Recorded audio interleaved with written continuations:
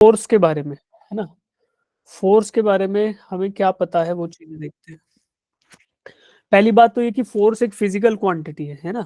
It's a physical quantity. और vector है या स्केलर है? बताओ। Force is a physical quantity and that is a vector quantity also. इसका हमें पता कैसे चलता है फोर्स लग रहा है या नहीं लग रहा? By the presence of push या पुल। या तो कोई चीज किसको पुश कर रहे हैं या किसी चीज को पकड़ के खींच रहे हैं, तो दिस मीन्स कि we are applying force on that object.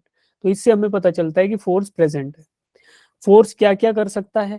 It can change the state of rest to motion. रुके हुए ऑब्जेक्ट को एक्सेलरेट करा सकता है या चेंज करा सकता है उसकी सिचुएशन को। मोशन करते हुए को रेस्ट पे ला सकता है। यानी देखो, अगर कोई ऑब्जेक्ट रुका है, आप उस पर फोर्स लगाते हो, धक्का मारते हो, उसे खींचते हो, तो रुका हुआ ऑब्जेक्ट मूव करने लगता है। तो this means force can produce rest. रुके हुए ऑब्जेक्ट को from rest it can change it to motion.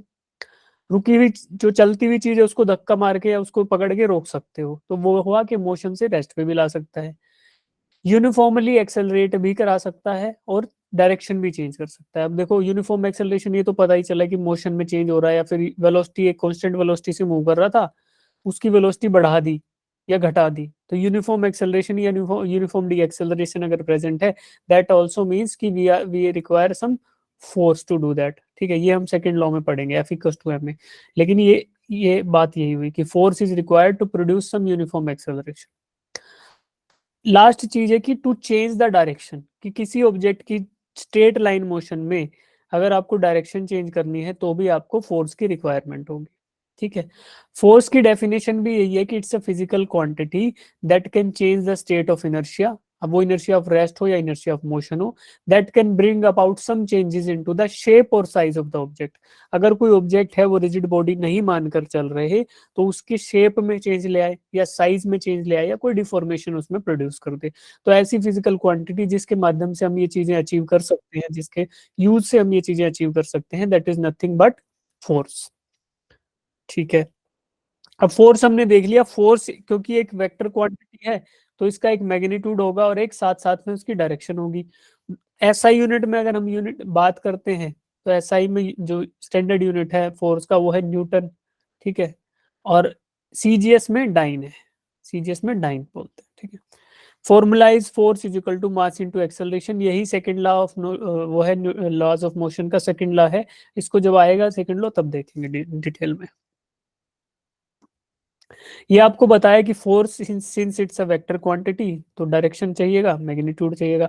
और वेक्टर की एक और डेफिनेशन भी पढ़ी थी जब हम लोग वेक्टर्स पढ़ रहे थे, कि the physical quantity should also obey the laws of vector addition या वेक्टर अलजेब्रा के सभी नियमों का पालन करना होगा अगर कोई ऑब्जेक्ट, कोई physical quantity vector quantity characterise होती है। तो ये तीनों चीजें होती है किसी वेक्टर क्वांटिटी की। It should have some direction, it should have some magnitude, also it should obey the laws of vector addition या vector subtraction बोले, triangle law, parallelogram law, polygon law, ये सब हमने देखे थे वहां पे। अब एक चीज, इनसे पहले एक क्या हुआ कि एक साइंटिस्ट थे अरिस्टोटल, उन्होंने क्या देखो एक फैलेसी दी। इन्होंने एक फैलेसी दी। अब ये फैलेसी क्या होती है देखते हैं। इन्होंने बोला कि natural tendency of each body is to be in state of rest. हर हर एक बॉडी की टेंडेंसी है कि वो स्टेट ऑफ रेस्ट में चली जाए। If after some time the body, that is after some time body slows down and comes to rest. कोई भी बॉडी अगर मोशन में है तो थोड़े टाइम बाद वो रेस्ट पे आ जाएगी और रुक जाएगी। इनकी ये, इन्होंने ऐसा बोला। तो in order to stay in motion, कि मोशन में रहने के लिए एक्सटर्नल फोर्स होना जरूरी है। इन्होंने बोला कि जब तक ही बॉडी मोशन में रहेगी तब तक उस पर एक्सटर्नल फोर्स लगता रहेगा। तो क्या ये बात सही है? क्या ये वाली बात सही है? भाई मोशन में रहने के लिए बाहर से फोर्स लगता रहना चाहिए, ऐसी बात सही है या गलत है?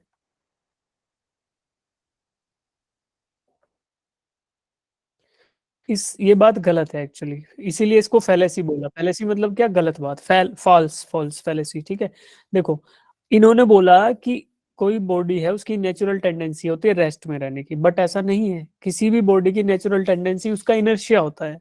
अब इनर्शिया क्या होगा? या तो मोशन में रहने का, चलते हुए ऑब्जेक्ट चलता ही रहना पसंद करते हैं, रुके हुए ऑब्जेक्ट रुके ही रहना पसंद करते हैं। If the body is at rest it will tend to be in rest unless and until there is some unbalanced external force is applied। कोई अनबैलेंस्ड और बाहर से लगने वाला फोर्स आप अप्लाई करोगे तभी वो अपनी स्टेट को चेंज करना चाहेगी। तो रुकी हुई बॉडी रुके ही रहना पसंद करेगी और चलती हुई बॉडी चलते ही रहना पसंद करेगी। बट अरिस्टोटल ने कहा, क्या कहा, इन्होंने कहा कि किसी भी ऑब्जेक्ट की टेंडेंसी ये रहती है कि वो रुक जाना चाहता है। अगर वो चल भी रहा है तो भी थोड़े टाइम बाद रुक जाएगा, बट उसके लिए कोई एक्सटर्नल फोर्स होना चाहिए। ये कह रहे हैं कि to keep the body in motion there should be external force. Motion में चलती हुई बॉडी को एक्सटर्नल फोर्स की जरूरत नहीं है मोशन में रहने के लिए। अगर आप उसके मोशन को रोकना चाहते हो तब फोर्स लगेगा, या उसके मोशन को और एक्सेलरेट कराना चाहते हो तब फोर्स लगेगा। तो ये बात हो गई गलत, इसलिए इसको बोला एरिस्टोटल्स फैलेसी। अब मैंने जैसे इनर्शिया बताया आपको, एरिस्टोटल फैलेसी ने उन्होंने बोला कि चलती रहेगी बॉडी, है ना, या बॉडी जो चल रही है वो रुक जाना चाहती है, चलती नहीं रहेगी। इन्होंने बोला कि जो बॉडी है वो रुक जाएगी अपने आप। अगर आप उसको चलते ही रखना चाहते हो तो हमेशा आपको एक्सटर्नल फोर्स लगाना पड़ेगा, बट ये बात गलत थी। तो सही बात क्या थी? सही बात थी इनर्शिया। इनर्शिया डिफाइन किया गया कि इनर्शिया क्या होता है? It is the inherent property of a body by which it can not change its state of rest or of uniform motion by itself. ये प्रॉपर्टी है किसी भी बॉडी की, किसी भी मास की, है ना। ये बॉडी को मास भी लिख सकते हो क्योंकि इनर्शिया मास की प्रॉपर्टी होती है। मास या फिर मैटर। भाई मैटर की डेफिनेशन हमने क्या पढ़ी है? Anything that occupies space and have some mass is called as matter. तो कोई भी मैटर है, इस मटेरियल वर्ल्ड का कोई भी पार्ट बोलो आप, उसका जिसमें एटम्स या मॉलिक्यूल्स है उसको मैटर बोलेंगे। फिजिकल वर्ल्ड में प्रेजेंट रहती है सारी चीजें, तो आप आसपास देख भी पा रहे हो। तो मास होना चाहिए। मैटर उस हर एक उस चीज को मैटर बोलोगे जिसमें कोई भी उसका कंस्टिट्यूएंट पार्टिकल हो, चाहे वो एटम हो, मॉलिक्यूल हो, या सब एटॉमिक पार्टिकल्स भी होंगे। तो हर एक का कुछ ना कुछ मास होगा। तो हर एक की एक टेंडेंसी रहती है, रुके रुके रुके हुआ है तो रुका ही रहना चाहता है, मोशन में तो मोशन में ही रहना चाहता है। तो देखो, it's the inherent property of body by which it can not change. ये खुद से चेंज नहीं कर सकता स्टेट ऑफ रेस्ट को और यूनिफॉर्म मोशन के स्टेट को। अगर स्ट्रेट लाइन में यूनिफॉर्म मोशन कर रहा है तो इन दोनों ही कोई भी स्थिति में हो वो खुद से चेंज नहीं कर सकता। तो अगर आपको चेंज करना है स्टेट को तो क्या करना होगा? You have to apply some external force. You have to apply some external force. तो वो आपको फोर्स लगाना पड़ेगा, ठीक है। तो यही है प्रॉपर्टी इनर्शिया की। एग्जाम्पल क्या है? You will not wake up until your mom Scholz you, है ना। जब तक सुबह बोल ना दिया जाए कि उठ जा अब कब तक सोएगी, या उठ जा अबे कितना सोएगा, घर वाले डांट ना दे तब तक हम सोते ही रहेंगे, है ना। अब वो इनर्शिया किसका कितना है उस पर डिपेंड करेगा कि फोर्स कितना लगाना पड़ेगा। अगर किसी का इनर्शिया ज्यादा है तो उस पर फोर्स किसी वस्तु से लगाना पड़ेगा ना, कोई डंडा लेके फोर्स लगाना पड़ेगा तब वो उठेगा। कुछ बच्चों का इनर्शिया कम होता है तो वो आराम से उठ जाते हैं, कि बोलोगे अरे बेटा उठ जा तो वो कहेगा अरे अभी 5 मिनट और, फिर 5 मिनट बाद उठ जाते हैं। अच्छे बच्चों के लिए है। और जो वैसे होते हैं उनको फिर डंडे से उठाना पड़ता है। तो वो भी एक आपका क्या है? It is your inertia of laziness. आप आलस में हो, वो आपका आलस ही इनर्शिया है, ठीक है। और मेरी कैटेगरी ये है कि मैं डंडे से भी ना उठूं, है ना। डंडा लगे तो लगता रहे, डंडे का अपना इनर्शिया, मेरा लेकिन इनर्शिया उससे भी हाई है। तो डंडा लगने के बाद भी मैं तो नहीं उठता हूँ, कोई बात नहीं, लेकिन उठ जाना चाहिए, मुझे ऐसा फील होता है, ठीक है बेटा। अब ये हुआ कि ये आपका इनर्शिया था। ऐसा ही हर एक बॉडी का इनर्शिया होता है। वो रुकी हुई बॉडी मूव करना चाहती है, और सॉरी रुकी हुई बॉडी रुके रहना चाहती है, और मोशन में जो ऑब्जेक्ट है वो मोशन में रहना चाहता है, उसको इनर्शिया बोलते हैं। तो अरिस्टोटल जी ने जो कहा था वो बात गलत हो गई। वो तो कह रहे थे कि चलती हुई बॉडी नेचुरली रेस्ट पे आ जाएगी, बट ऐसा नहीं है। अब देखो इनर्शिया है, इनर्शिया के 3 type, inertia of rest, inertia of motion. अब इन्हीं दोनों का मिला जुला स्वरूप है इनर्शिया ऑफ डायरेक्शन, ठीक है। अदरवाइज तो ये दो ही होते हैं, बट तीसरा भी इन्हीं का इंटरप्रिटेशन है कि inertia of direction. Most rest का इनर्शिया मतलब रेस्ट पे रुके रहना चाहता है ऑब्जेक्ट। देखो, और ये एक बस है। मान लो आप बस में कभी आपने ट्रेवल किया और एकदम से ड्राइवर उसको चलाता है, या ट्रेन में ट्रेवल किया तो एकदम से जैसे ट्रेन स्टार्ट होती है तो आपको एक झटका लगता है, आप पीछे की साइड जाते हो। तो वो क्या था? आपकी बॉडी, यानी खुद आपका शरीर एक मास मास का टुकड़ा है ना। It is having some molecules, उन सब का मास है। तो they will try to remain in the state of rest. आप रेस्ट में थे, एकदम से आप पे फोर्स लगा, तो आपको झटका इसलिए लगा क्योंकि आपका जो बॉडी था वो रेस्ट पे रहना चाहता था। तो अल्टीमेटली तो धीरे धीरे तो मोशन में आ जाएगा, बट बाय उस स्मॉल इंटरवल ऑफ टाइम के लिए आपको झटका इसलिए लगता है। तो देखो, आप अगर बस में हो तो बस में रहने से क्या होगा? An object at rest remain at rest, ये है inertia of rest. That is why passengers move backward when a vehicle starts moving, passengers पीछे की तरफ उनको झटका लगता है जैसे ही कोई व्हीकल आगे मूव करना स्टार्ट करता है। तो that is inertia of rest. दूसरा एग्जाम्पल क्या हो सकता है इनर्शिया ऑफ मोशन का, कि एकदम से ब्रेक लगा दिया जाए तो आपकी गर्दन झुक जाएगी आगे, जैसे इसकी जबर जिराफ की झुक रही है, कि object in motion remains in motion, that is why the passenger moves forward when a vehicle stops moving. जैसे अगर कोई गाड़ी चल रही है, अचानक से ब्रेक लगा दिए तो क्या होगा, आप सामने वाले शीशे से टकरा जाओगे, या आप एकदम से ऐसे जाओगे। सीट बेल्ट भी तो इसीलिए लगाते हैं कि सीट बेल्ट आपको वहां पे पकड़े रखे, एकदम से ब्रेक लगेगा तो सीट बेल्ट आपको वहीं रोक के रखेगी। आपकी टेंडेंसी क्या होगी, आप आगे जाना चाहोगे लेकिन सीट बेल्ट आपको वहीं रोक लेगी। तो ये हुआ इनर्शिया ऑफ मोशन, कि आप चल रहे थे किसी स्पीड से, एकदम से ब्रेक लगे तो आप तो चलना चाहते हो। ये हमने क्वेश्चन भी किए थे, हेलीकॉप्टर वाले क्वेश्चन में इसी का इस्तेमाल था, कि वेलोसिटी 100 मीटर पर सेकंड रहेगी, हेलीकॉप्टर भी इसी से था, तो वो जाके ऐसे गिर रहा था। ठीक है, ये हमने वहां देखा था। अब तीसरी चीज है कि अगर कोई ऑब्जेक्ट स्ट्रेट लाइन में मूव कर रहा है, ठीक है, स्ट्रेट लाइन में मूव कर रहा है, तो अगर आप उसकी डायरेक्शन चेंज करना चाहते हो, natural tendency of any object is to move in a straight line, but अगर आप उसकी डायरेक्शन चेंज करना चाहते हो तो you have to apply the force in that direction, जिस डायरेक्शन में आप उसको मोड़ना चाहते हो उस डायरेक्शन में आपको फोर्स लगाना पड़ेगा। तो that is inertia of direction. भाई स्ट्रेट लाइन में चलना चाहेगा उसको बोलेंगे inertia of direction. An object moving in a particular direction keeps moving in that direction, उसी डायरेक्शन में मूव करता रहेगा। That is why passenger moves towards right when a vehicle takes a turn. अब एकदम से गाड़ी मोड़ दी जाए, है ना, तो क्या होगा, आप ऐसे झुक जाओगे एक साइड में, क्यों, क्योंकि आपकी बॉडी दूसरे वहां दूसरे डायरेक्शन में मोशन था उसका, तो वो डायरेक्शन चेंज करने में उसको इनर्शिया महसूस हो रहा है। ठीक है, तो ये आपको तीन टाइप के इनर्शिया दिखे। अब इन सारे के सारा जो अब तक देखा उनके बेसिस पे हम लिख सकते हैं लॉज ऑफ मोशन। कि क्या क्या देखा, इनर्शिया के स्टेट देखे, फोर्स देखा और मास के बारे में देखा।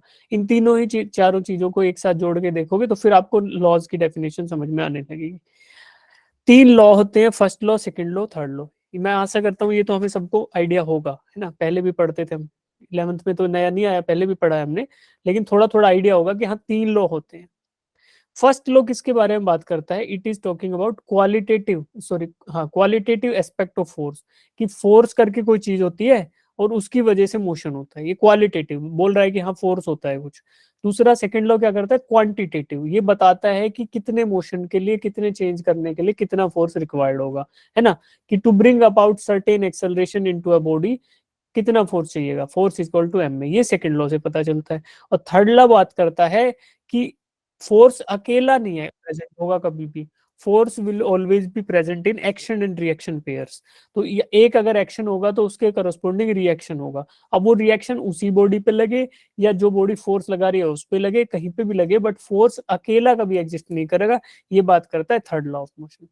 ठीक है, तो अब ये मोटा मोटा आइडिया लगा कि फर्स्ट लॉ बोलता है कि हाँ यार फोर्स करके कोई चीज होती है, सेकंड लॉ बोलता है कि फोर्स कितना लगेगा, और थर्ड लॉ बोलता है फोर्स कभी भी अकेला नहीं घूमेगा, पेयर में घूमेगा। ठीक है, तो अब ये तीनों चीजें हो गई, अब बारी बारी करके इन तीनों में से एक एक करके देखते हैं सबको। सबसे पहले फर्स्ट बात तो फर्स्ट लॉ, न्यूटन साहब ने दिया फर्स्ट लॉ, और क्या बोलता है, फर्स्ट लॉ ऑफ मोशन बोलो या लॉ ऑफ इनर्शिया, इसका दूसरा नाम ये है कि लॉ ऑफ इनर्शिया भी हम इसी को बोलेंगे, फर्स्ट लॉ ऑफ मोशन को।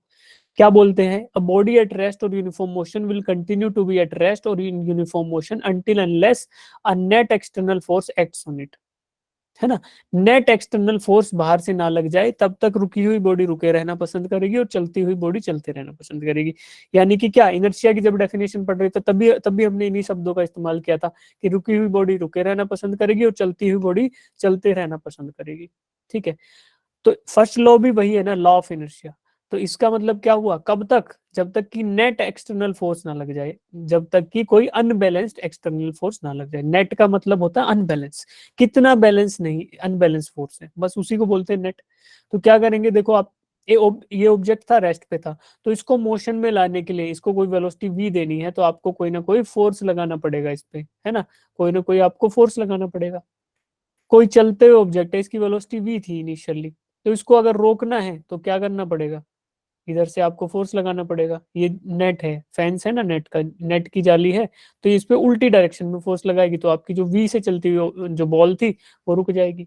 तो this is nothing but law of inertia, कि अगर रुकी हुई ऑब्जेक्ट को आप चलाना चाहते हो तो फोर्स लगाओ, चलते हुए ऑब्जेक्ट को रोकना चाहते हो तो फोर्स लगाओ। तो that is law of inertia या फिर Newton's first law of motion. अब हाँ, एक चीज थी कि जितना ज्यादा मास होगा, more is the mass more is the inertia. Inertia उतना ज्यादा होगा जितना ज्यादा मास की क्वांटिटी है, जितनी बड़ी ऑब्जेक्ट जितनी भारी ऑब्जेक्ट उतना इनर्शिया ज्यादा।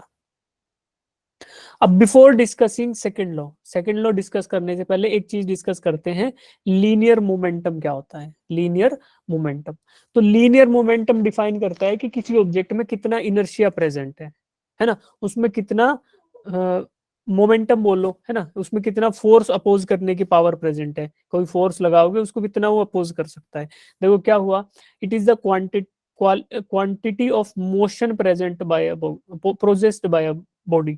It is the quantity of motion possessed by the body, कि उसमें कितना मोशन प्रेजेंट है या कितना उसमें मोमेंट इनर्शिया प्रेजेंट है, उसी का एक क्वांटिटेटिव मेजर है लीनियर मोमेंटम। ठीक है, तो mathematically it is product of mass and velocity. अगर मैथमेटिकली लिखोगे तो मास को वेलोसिटी से मल्टीप्लाई कर दो, उतना ही उसमें मोशन प्रेजेंट है। यानी अब देखो हम मिले जुले शब्दों का इस्तेमाल कर रहे हैं, क्यों ऐसा हमें करना क्यों पड़ रहा है, क्योंकि हम एक फिजिकल क्वांटिटी को डिफाइन कर रहे हैं। फिजिकल क्वांटिटी को डिफाइन करने के लिए हमें फील लेनी होती है, हमें फील करना होता है कि हाँ यार फील तो कर पा रहे हैं। जब आप फील कर लो और उसको वर्ड को कोरिलेट कर लो तो फिर इन शब्दों की जरूरत नहीं पड़ेगी कि मोशन क्या होता है, क्वांटिटी ऑफ मोशन क्या होता है, बहकी बहकी बातें लगती है। देखो quantity of motion, motion is something that is, जो चलती हुई ऑब्जेक्ट को बोलेंगे ना मोशन। अब क्वांटिटी ऑफ मोशन क्या हुआ, बट उस फील तक पहुंचने के लिए वी रिक्वायर्ड सच सेंटेंसेस, और उसमें पहला बात आई कि मोशन कितना प्रेजेंट है। उसको क्वांटिटेटिवली या फिर उसको मैथमेटिक्स की भाषा में डिफाइन करोगे तो मास एंड वेलोसिटी का product is called as linear momentum. अब फील करने के लिए क्या होगा, मान लो आपको ये बॉल है ना, हल्की सी बॉल है कॉस्को की, ऊपर से आ रही है 100 फीट ऊंचाई से, तो आप में से एटलीस्ट 50% बच्चे ऐसे होंगे जो इसको कैच कर लेंगे, है ना, आसानी से। अब मैं बोलूं कि 100 फीट की ऊंचाई से एक पत्थर फेंकूंगा, फिर कितने बच्चे कैच कर पाएंगे। है कोई बच्चा जो 100 फुट की ऊंचाई से आने वाले पत्थर को कैच कर लो, इसी साइज का होगा बट पत्थर होगा। कोई है बच्चा, कर लोगे, बोलो बोलो, कर पाओगे क्या कैच। सो गए सब लोग।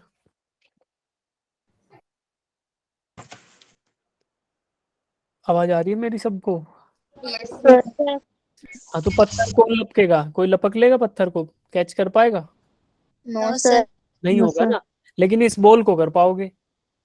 तो वही जो चीज इन दोनों केसेस में डिफरेंशिएट करे, आपको फील हो रहा है ना कि यार पत्थर चोट कर देगा, क्यों कर देगा, क्योंकि उसमें मोमेंटम ज्यादा है, इसलिए वो आपको घायल कर सकता है, इसलिए वो आपको चोट पहुंचा सकता है। बस वही डिफरेंस, उस फील को फील करो, दैट इज नथिंग। उसी को बोलेंगे कि वो लीनियर मोमेंटम उसका ज्यादा है। क्यों ज्यादा है बेटा, मास उसका ज्यादा है। मास ज्यादा क्यों होगा, क्योंकि उसकी डेंसिटी ज्यादा है। ये सब चीजें मिली जुली हैं तो आपस में कोरिलेट हो जाएंगी। वेलोसिटी दोनों की सेम ही रहेगी। मान लो इनिशियल वेलोसिटी ऊपर 0 थी, तो v equal to u plus a t, इसी को यूज करोगे तो क्या आएगा, 0 प्लस एक्सेलरेशन की वैल्यू g इंटू टाइम, तो सेम ही लगेगा। तो जी टी वेलोसिटी से दोनों गिरने वाले हैं, बट एक का मास ज्यादा उसका मोमेंटम ज्यादा। तो मोमेंटम को बोलते हैं, आवेग बोलते हैं शायद हिंदी में, कि जितना वेग, जितनी गति से, जितने उसमें मोमेंटम कैरी करके आएगा उतनी इसकी टेंडेंसी होगी डैमेज करने की। ठीक है, momentum is product of mass and velocity. Momentum is directly proportional to velocity, momentum is directly proportional to mass. ठीक है, ऐसा यूनिट ऑफ मोमेंटम इज, देखो मास था, मास का प्रोडक्ट था वेलोसिटी के साथ, तो ऐसा यूनिट क्या हुआ, केजी मीटर पर सेकंड, ये हो गया। और डायमेंशनल फॉर्मूला निकालोगे तो डायमेंशनल फॉर्मूला क्या निकालोगे, मास ऊपर है तो एम, लेंथ भी ऊपर है तो एल, और टाइम नीचे है तो M, M L T minus one. ये हमारा डायमेंशनल फॉर्मूला आ गया, dimensional formula of linear momentum. Linear momentum का डायमेंशनल फॉर्मूला आपको मिल गया, M L T minus one. अब ये क्वांटिटी आपको समझ आई कि क्या है। इसी के बेसिस पे देखो हम डिफाइन करेंगे ये क्या बोलते हैं, सेकंड लॉ ऑफ मोशन।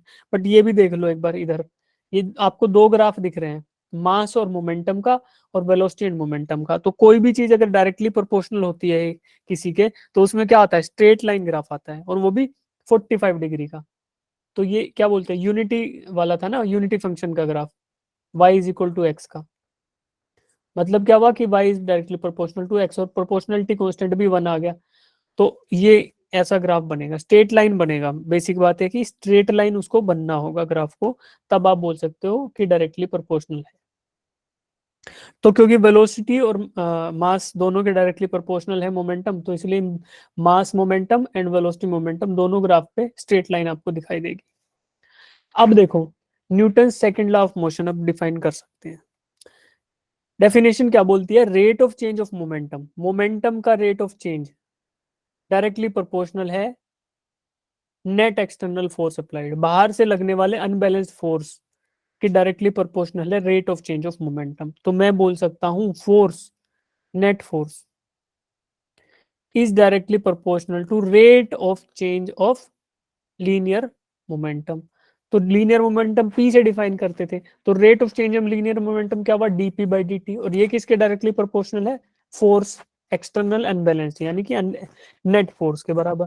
तो सेकंड लॉ ऑफ मोशन ये डिफाइन करता है F is directly proportional to d p by D t. ये हुआ Newton second law of motion. ठीक है, अब आगे देखते हैं। चलो इसको मिटाना होगा ऐसा लग रहा है।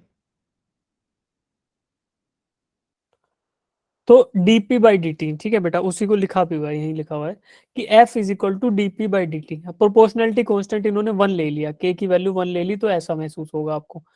अब देखो इसी को f is equal to dp by D t को अगर आप दूसरे टर्म्स में लिखोगे तो क्या आएगा, इधर लिख लेते हैं, f is equal to dp change in linear momentum by change in time. Linear momentum क्या देखा था, मास इनटू वेलोसिटी होता है, प्रोडक्ट नीचे dt। मास क्योंकि ये कांस्टेंट वैल्यू है गिवन ऑब्जेक्ट के लिए, तो मास बाहर आ जाएगा, मास, और ऊपर बचेगा dv बाय और नीचे dt। तो dv बाई dt आपको पता है change in velocity with change in time क्या होता है, एक्सेलरेशन। तो इससे आपको क्या मिला, force is equal to mass into acceleration. ठीक है, तो ये दोनों ही चीजें क्या है, सेकेंड लॉ ऑफ मोशन को डिफाइन करने के मैथमेटिकल तरीके, F is equal to d p by D t, F is equal to m a, second law. अब देखो क्या इसका वो है, to get the wagon to accelerate. जब अब ये भी ये है आपकी कोई ट्रॉली है, वैगन बोलो या डिब्बा बोलते हैं ना, वैगन, वैगन मतलब रेलवे का डब्बा। तो ये कोई ट्रॉली है, to accelerate it you have to apply force, आपको खींचना पड़ेगा, और जितना मास बढ़ेगा, mass of the wagon increases, उतना ही आपको फोर्स ज्यादा लगाना पड़ेगा। यही तो था भाई, एक्सेलरेट करना है। अब मास जितना ज्यादा उतना ज्यादा फोर्स, क्यों, force is equal to m a होता है, इसलिए आपको पता है जितना ज्यादा मास होगा उतना ही फोर्स होगा। तो ये आपको दिख रहा है, जितना फोर्स उतना ही एक्सेलरेशन ज्यादा फॉर ए कांस्टेंट मास। अगर मास गिवन दे दिया, मास बता दिया कि इतना ही मास है, तो जितना ज्यादा जितना जल्दी एक्सेलरेट कराना है उतना ज्यादा फोर्स लगाओ। ये भी सेकंड लॉ ऑफ मोशन का इंटरप्रिटेशन है। Acceleration of particle is proportional to the force applied to it and it is in the direction of the force. जिस डायरेक्शन में फोर्स लगेगा उसी डायरेक्शन में एक्सेलरेशन रहेगा। ठीक है, क्यों रहेगा ऐसा, क्योंकि एक्सेलरेशन को आपने एक स्केलर क्वांटिटी से मल्टीप्लाई किया है बस। तो स्केलर क्वांटिटीज केवल और केवल मैग्नीट्यूड को मैनिपुलेट कर सकते हैं, डायरेक्शन को मैनिपुलेट नहीं कर सकते। तो फोर्स था, देखो ऊपर दोबारा लिखता हूं इसको, फोर्स है, force is equal to scalar quantity into a vector quantity. तो एक्सेलरेशन एक वेक्टर है जिसका खुद का एक डायरेक्शन है। अब उसको आप किसी स्केलर से मल्टीप्लाई कर रहे हो, तो स्केलर केवल उसके मैग्नीट्यूड वाले पार्ट में डिफरेंस लाएगा, ना कि उसके डायरेक्शन में। मान लो मैं आपको बोलता हूं कि there is an acceleration, acceleration of 5 metre per second square in east. ठीक है, अब इस एक्सेलरेशन को मैं 4 से मल्टीप्लाई कर रहा हूं, तो आप क्या लिखोगे, 20 metre per second square in east. तो इन ईस्ट जो पार्ट था वो तो सेम ही रहा, डायरेक्शन तो सेम रहा, बस उसका जो मैग्नीट्यूड था वो मैनिपुलेट हो गया। तो ये चीज आपको पता चली कि डायरेक्शन क्या रहेगा, एक्सेलरेशन का डायरेक्शन वही रहेगा जो फोर्स का है, या फोर्स जिधर लगेगा उधर ही एक्सेलरेशन होगा। तो ये आपको इंटरप्रिटेशन इसका पता चला। अब आगे बढ़ते हैं, नेट फोर्स। अब मैं आपको बार बार एक टर्म यूज कर रहा हूँ, unbalanced external force, unbalanced external force, या फिर नेट फोर्स। तो वो क्या होता है, नेट फोर्स, इसको सिग्मा एफ भी लिख देते हैं कि summation of all the forces acting on an object. Summation, ये समेशन होता है, इसको सम बोलते हैं, स्टैटिस्टिकल टर्म है, समेशन बोलते हैं। और समेशन निकालना है तो you have to add all the quantity, चाहे वो नेगेटिव है तो नेगेटिव साइन के साथ, पॉजिटिव है तो पॉजिटिव साइन के साथ। A net force summation F is the sum of all forces acting on a body, सारे के सारे फोर्स जो बॉडी पे एक्ट कर रहे हैं उनको जोड़ दो। More precisely it is the vector sum of all the forces acting on the body. Vector sum होगा, क्यों? क्योंकि फोर्स एक फिजिक वो है बेटा, फोर्स खुद एक वेक्टर क्वांटिटी है, तो जाहिर सी बात है you have to do the vector addition. ठीक है, अब देखो मैं आपको बोलता हूँ कि एक हॉर्स है, इस हॉर्स पे अलोंग अ स्ट्रेट लाइन, ये दोनों एक ही लाइन के अलोंग है फोर्सेस। ठीक है, इस पे नेट फोर्स निकालो, F net on horse, force net on horse, तो वो कैसे निकालोगे? ये वाले डायरेक्शन में पॉजिटिव बोल देता हूँ कि पॉजिटिव डायरेक्शन मैंने आपकी डिफाइन कर दी। तो नेट फोर्स अगर मुझे हॉर्स पे निकालना है, इस हॉर्स पे, तो कैसे निकालोगे? F net is equal to, पहले पॉजिटिव डायरेक्शन वाले फोर्सेस लिख लो, 30 न्यूटन पॉजिटिव डायरेक्शन में लग रहा है, हाँ जी, यस और नो? और Yes, 20 न्यूटन sir. लग रहा है नेगेटिव डायरेक्शन में, तो उसको माइनस के साथ रख दिया। This means 10 Newton positive direction में, है ना? तो पॉजिटिव डायरेक्शन मेरी इधर है तो कोई दिक्कत नहीं है, दैट इज 10 न्यूटन। अब ये आप नेट फोर्स ऐसे निकाल सकते हो, इसने टुवर्ड्स राइट भी लिख दिया है, टुवर्ड्स राइट, राइट साइड की तरफ, तो राइट साइड ही मेरी थी पॉजिटिव साइड, तो इसलिए लिख सकते हैं 10 न्यूटन टुवर्ड्स राइट। ठीक है, तो आपको नेट फोर्स ऐसे निकाल लोगे। ये किस तरफ संकेत कर रहा है? Free body diagram. हम लोग अभी एक चीज देखेंगे, free body diagram. Free body diagram क्या होता है? किसी ऑब्जेक्ट को आप उसके सिस्टम से बाहर ले आओ पकड़ के, और उस पर जितने भी फोर्सेज लग रहे हैं उस ऑब्जेक्ट पे, उन सबको डिफाइन कर दो, तो that is nothing but free body diagram. अब देखो आगे बढ़ते हैं, कुछ फैक्ट चेक कर लेते हैं कि जो अब आपने अब तक सीखा। आप 1 सेकंड के लिए इन सारे क्वेश्चंस को पढ़ो, फिर मैं पूछूंगा, तब तक आप मन में सोच लो इनके आंसर्स क्या है। ठीक है, फिर मैं आपसे पूछूंगा एक एक करके।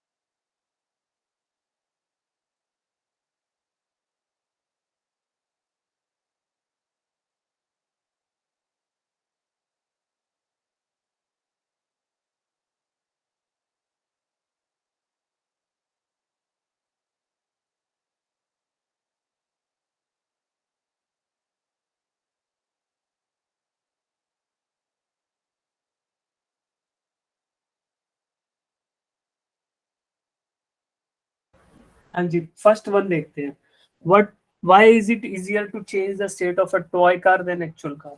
ऐसा क्यों होता है कि खिलौने की कार की स्टेट ऑफ वो जो है इनर्शिया, उसको चेंज करना आसान होता है as compare to actual car? बताओ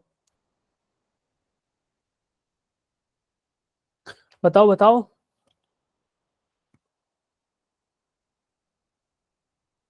अरे कौन बताएगा? हैंड रेज कर लो। कि टॉय टॉय कार की स्टेट को चेंज करना आसान है। स्टेट ऑफ इनर्शिया, इनर्शिया मतलब या तो स्टेट ऑफ रेस्ट है या स्टेट ऑफ मोशन है, उसको चेंज करना आसान है एक टॉय कार के लिए as compare to actual car. Why is this? ऐसा क्यों है बेटा? बिकॉज ऑफ मासेस, है ना?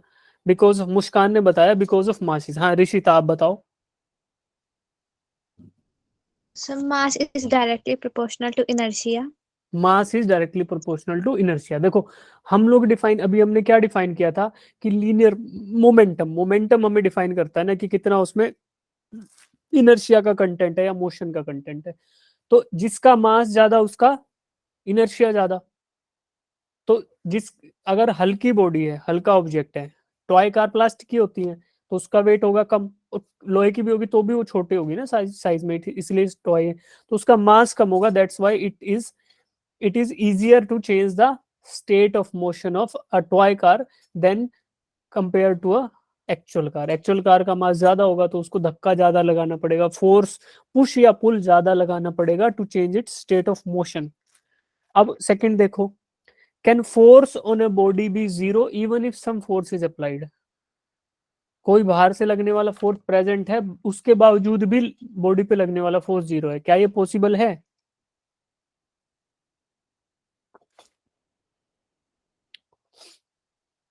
अरे घोड़े को याद करो। ठीक है, ये हॉर्स था। इस पे मान लो मैं बोलता हूँ कि इधर की डायरेक्शन में 30 न्यूटन लग रहा है और इससे अपोजिट डायरेक्शन में भी 30 न्यूटन लग रहा है, तो क्या बोलेंगे अभी?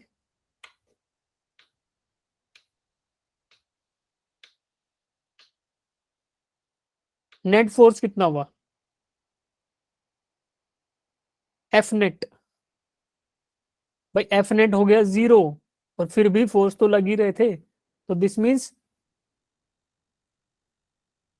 पॉसिबल है ना।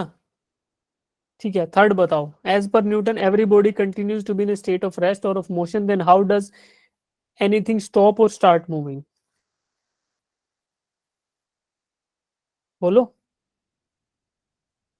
अरे बोलो, ऐसे आंसर दोगे तभी तो क्वेश्चन लिख पाओगे कोई पेपर में।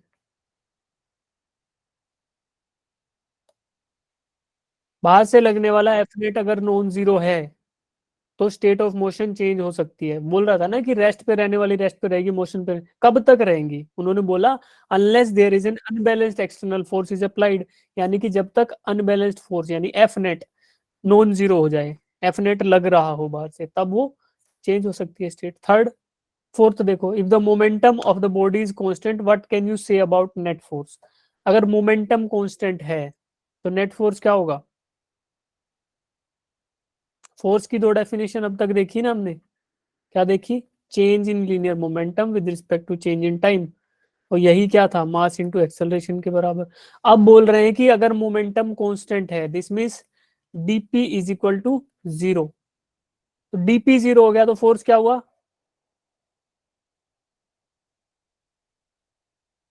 बताओ, चेंज इन मोमेंटम जीरो, तो फोर्स क्या हुआ?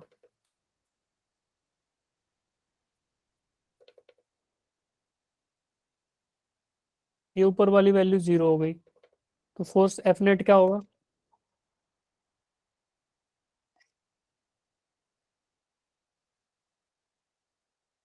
इस दिन भगा दोगे तुम मुझे क्लास से ही, छोड़ के चला जाऊंगा तुम्हें, कहूंगा ठीक है बेटा पढ़ लेना फिर। अभी बता रहा हूँ यार, न्यूमरेटर जीरो हो गया तो फिर क्या होगा एफ नेट के साथ?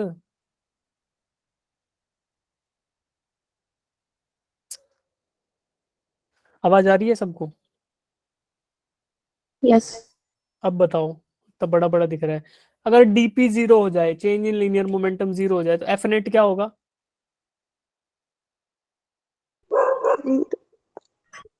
एफ नेट क्या होगा? Z. जीरो होगा यार, numerator zero, change in momentum zero हो जाएगा, तो जीरो ऊपर हो गया, जीरो बाय समथिंग क्या होगा? जीरो डिवाइडेड बाय टाइम में चेंज है तो जीरो हो जाएगा ना। इसलिए बोलते हैं कि net force on a body is constant, what can you say about, sorry if net change in momentum, if momentum of a body is constant, momentum constant है यानी कि पी की वैल्यू जो है वो कांस्टेंट है, तो मतलब क्या हुआ कि पी वन भी वही है और पी टू भी वही है, दोनों बराबर है। भाई किसी भी दो पॉइंट है, एक पॉइंट वन पॉइंट टू, उन पे मोमेंटम सेम आ रहा है, this means change in momentum that is zero.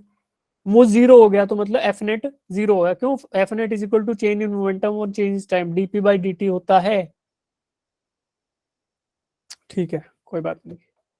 अब ये क्वेश्चन करो तुम सब लोग, सब बता दिया अभी, बेहद आसान क्वेश्चन है, सब लोग करो इसे।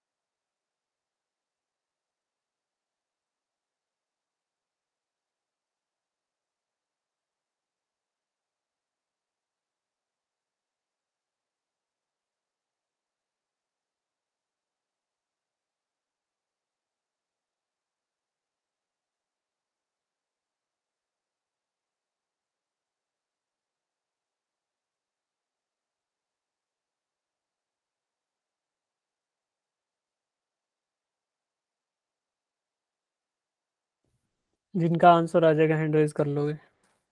A block of mass 5 kg is kept on a smooth floor. Smooth floor पे है ना, ये फ्लोर है, इस पे रखा हुआ है, मान लो इसको, ये थोड़ा हवा में हो गया है लेकिन ये फ्लोर पे ही रखा हुआ मानो इसको। मास दिया आपको 5 kg,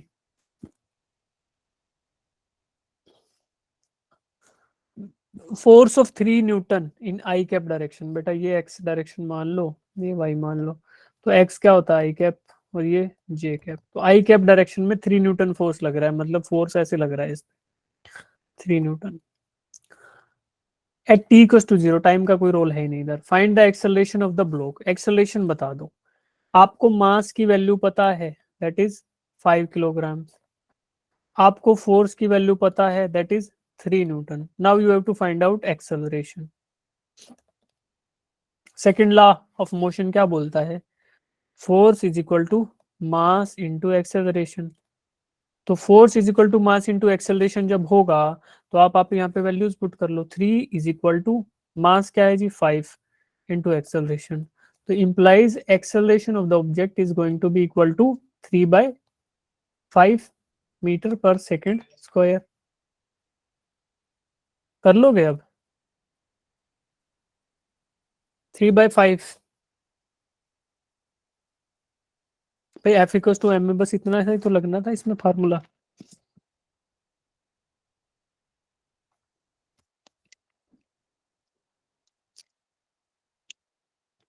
कर लोगे? Yes, sir. ठीक है,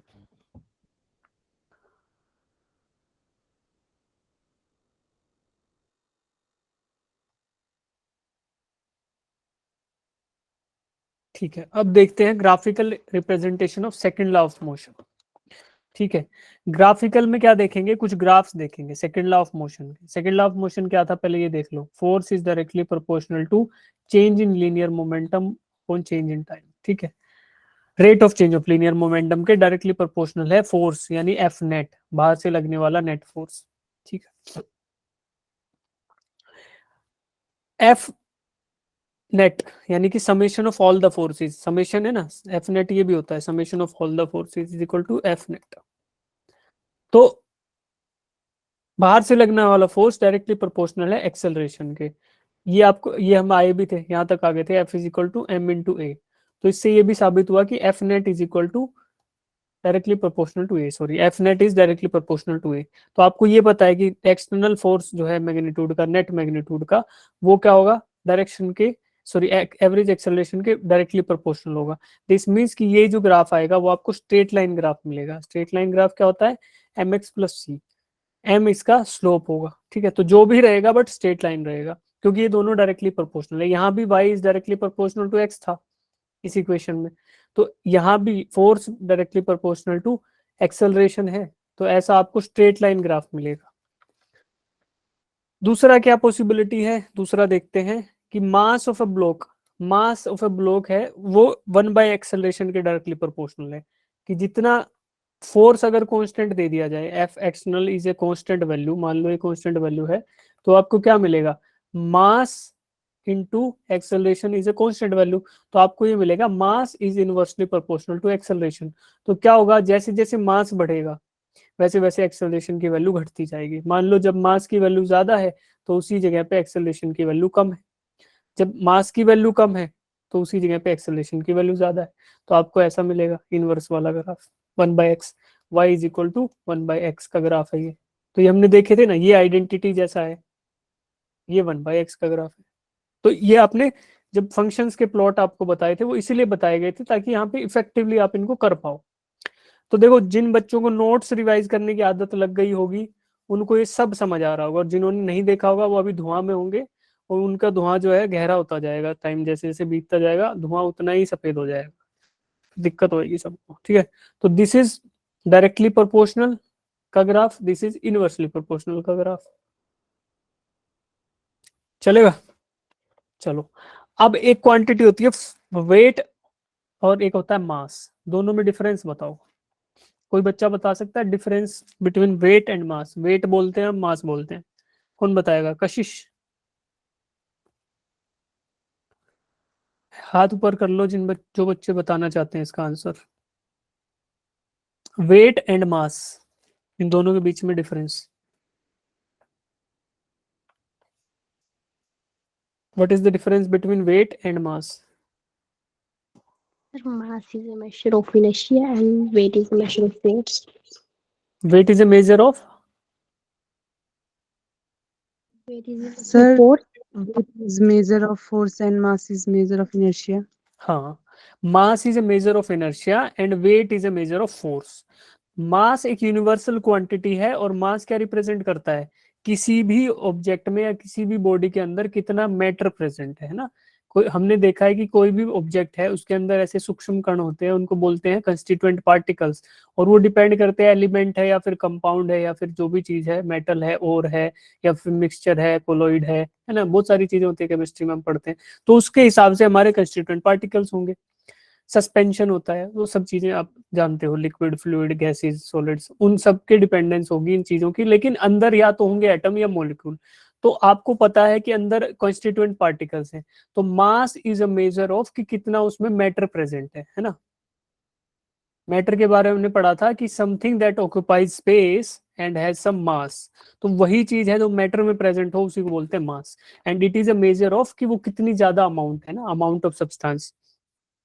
मोल से मिलती हुई चीज है, जैसे हम पढ़ रहे थे ना फंडामेंटल क्वांटिटीज में, कि कितनी उसमें अंदर मैटर प्रेजेंट है। ठीक है, अब देखो वेट। वेट जबकि ये मैटर है मान लो, और ये किसी दूसरे मैटर के आसपास है, दूसरे मास के आसपास है, तो इन दोनों के बीच में लगने वाले फोर्स का, फोर्स को जो बताता है वही होता है वेट। और इसको, ये आपको मिलता है G m1 m2 upon are square. अब जी क्या है? Universal gravitational constant. Mass one क्या है? मान लो ये मास वन है और दूसरा मास m2 है। इन दोनों के बीच में लगने वाले गुरुत्वाकर्षण बल को ही वेट बोलते हैं। यानी ग्रेविटी के, gravitational pull between two masses is called as weight. अब वो डिपेंड करेगा किस चीज पे? एक्सेलरेशन ड्यू टू ग्रेविटी या फिर मास के अमाउंट पे। अब देखो एफ, ये जो फॉर्मूला है F is equal to G m1 m2 upon R square, ये आपको डिफाइन करता है कि किन्हीं दो मासेस के बीच में ग्रेविटेशनल पुल कितना होगा। बट इनमें एक क्वांटिटी ऐसी है जिसका मैग्नीट्यूड काफी कम है, जिसको बोलते हैं यूनिवर्सल ग्रेविटेशनल कांस्टेंट। ये इतना, हम जब फोर्सेस पढ़ रहे थे, चार फंडामेंटल फोर्सेस हमने पढ़े थे, तो उसमें वीकेस्ट फोर्सेस की श्रृंखला में आया था। वीकेस्ट फोर्सेस में गिना गया था कि gravitational force is the weakest force. क्या था? Strong nuclear, weak nuclear, electrostatic and gravitational. तो आप लोगों ने बताया था कि सर ग्रेविटेशनल जो फोर्स है वो वीकेस्ट है। जो, क्या हो गया भाई इसको, हाँ, ग्रेविटेशनल फोर्स है वो वीकेस्ट फोर्स है। तो आप देखो जो यूनिवर्सल ग्रेविटेशनल कांस्टेंट है उसकी वैल्यू इतनी कम है कि आपको फिर जो मासेस है ना वो बहुत बड़े होने चाहिए, उन मासेस का मैग्नीट्यूड काफी ज्यादा होगा, तभी हमारा जो फोर्स ऑफ ग्रेविटी है या वेट है वो कंसिडरेबल क्वांटिटी होगी। वो तभी हो पाएगी जब मासेस की वैल्यू ज्यादा रहेगी। पीपीटी में कुछ दिक्कत है यार, ये पहले भी अटक गई थी दूसरे बैच में, यहीं आके एग्जैक्ट सेम पॉइंट पे अटकी थी। तो आपको पता चला कि G m1 m2 upon R square इस इक्वेशन में दो चीजें हैं। एक तो मास ज्यादा होना चाहिए, m1 और m2 इन दोनों के प्रोडक्ट की वैल्यू बहुत ज्यादा होनी चाहिए, क्योंकि जो g है इनके साथ जुड़ा हुआ है वो काफी कम वैल्यू है। तो इसलिए फोर्स को कंसिडरेबल होने के लिए masses has to be large. तो क्या बोलेंगे जनरली हम? फिर प्लेनेट ही ले लेते हैं, जैसे अर्थ है, अर्थ का मास बहुत ज्यादा है, तो अगर एक मास काफी बड़ा हुआ दूसरा छोटा भी रहेगा तो भी आपको ग्रेविटेशनल पुल जो है वो काफी हायर मैग्नीट्यूड का मिल जाएगा। और इस फोर्स को ही हम बोलते हैं weight. Force experienced by a body due to gravity near the surface of any planet या कोई और ऑब्जेक्ट बोल दो, तो उसके सरफेस के आसपास जब ये ऑब्जेक्ट रहता है तो आप जो फोर्स एक्सपीरियंस होगा, फोर्स ऑफ ग्रेविटी, उसी को वेट बोलते हैं। ठीक है, बात यह है कि ये ग्रेविटेशनल पुल है। और मास क्या है? Mass is the major of inertia बोलो, या मास is a measure of mass itself ना, कितने उसमें कंस्टिट्यूएंट पार्टिकल्स प्रेजेंट है। चल जा भाई,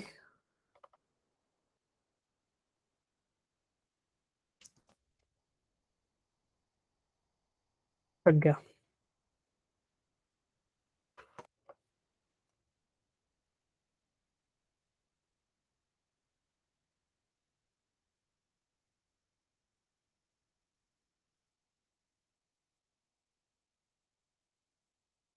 पीपीटी अटक गया बच्चों। ठीक है, तो अभी तक किसी को डाउट है तो पूछ लो।